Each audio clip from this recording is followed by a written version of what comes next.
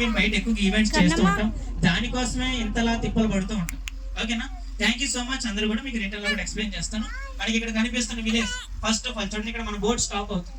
ఈ టూరిజం మొత్తానికి ఉన్న వన్ అండ్ ఓన్లీ పేరెంటాలపల్లి, ఏలూరు జిల్లా, విలేరుపాడు మండలం, పేరెంటాలపల్లి అనే విలేజ్. ఇక్కడ బోట్ ఎందుకు ఆగుతుంది అంటే ఇక్కడంతా పురాతన ప్రాచీన కాలమైన ఒక శివాలయం టెంపుల్ ఉంది.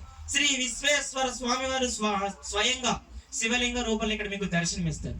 ఈ స్వామివారిని గుర్తించి శ్రీ బాలానంద స్వామివారి ఆధ్వర్యంలో ఈ గిరిజన గ్రామస్తులు అందరూ కలిసి వాళ్ళ స్వయం కృషితో ఒక మందిరాన్ని నిర్మించారు.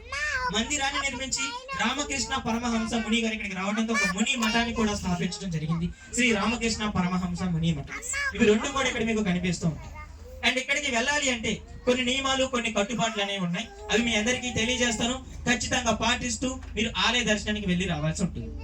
ఈ నియమాలు ఎవరు పాటించకపోయినా సరే, ఈ టెంపుల్ ని మేనేజ్మెంట్ చేసేది మన ఆంధ్ర గవర్నమెంట్, మన టూరిజం డిపార్ట్మెంట్ కాదు.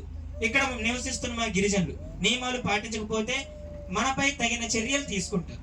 నియమాల్లో భాగంగా చెట్లు కట్టేస్తారు. నియమాల్లో భాగంగా ఆ కొండ ప్రాంతాల మీద నుంచి 365 డేస్ 365 రోజుల పాటు ఎన్నో చెట్ల వేర్లను, ఎన్నో వనమూలికలు తాగుతూ పెద్ద పూజలు చేయించుకుంటూ ఉంటారు. కానీ ఈ టెంపుల్ లోపల పూజలు అంటూ ఎవరు ఉండరు. ఎవరి పూజ వాళ్ళే చేసుకోవాలి. ముఖ్యంగా టెంపుల్ లోపల నిశ్శబ్దాన్ని పాటించాలి. అల్లరి కానీ గొడవ కానీ చేయకూడదు. మనకి టెంపుల్ లోపల హుండీలు అంటూ ఏమీ కనిపించ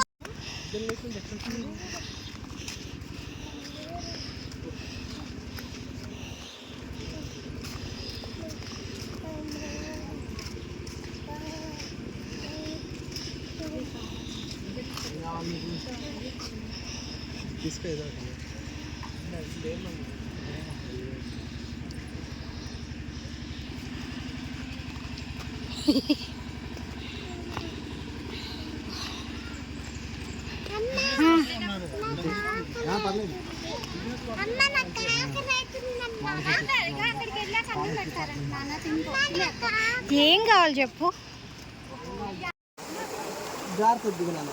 ఇంకో కాలే ఇంకో భయపడతాను. అయ్యే ఏం కాదు. ట్రాక్ పైకి ఎత్తు. అవసరం లే. కాలుతున్నాయా? జాగ్రత్త, జాగ్రత్త. పాచింది